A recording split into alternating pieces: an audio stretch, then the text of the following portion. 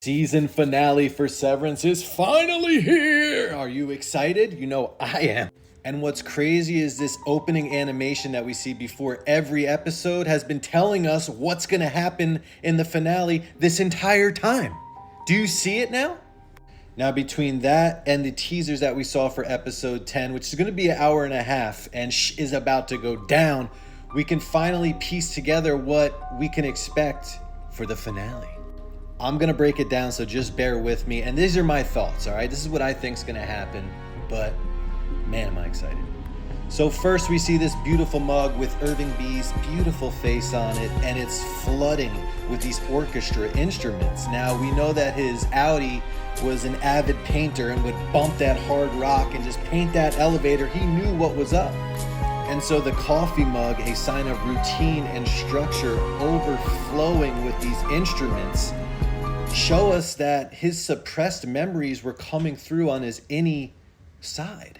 And another layer to that, orchestra instruments, we know on the outside that he was always in that phone booth talking to somebody, orchestrating something before he dipped out on that, I guess, Midnight Express. Now back to Mark S. Mark S is the key to everything.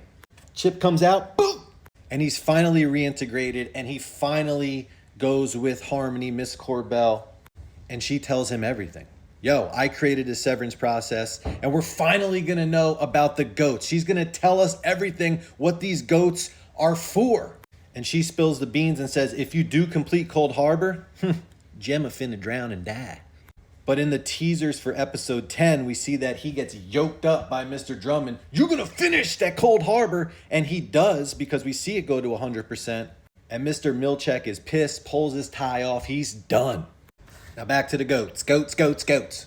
In episode 8, we find out that Harmony was the president of the Goat Husbandry Club. So she's going to tell us and Mark S. exactly what was going on with the goat. And I love this image of her expressionless face just shining a light on the pastures and how it connects the workers with the goats and how they're manipulated.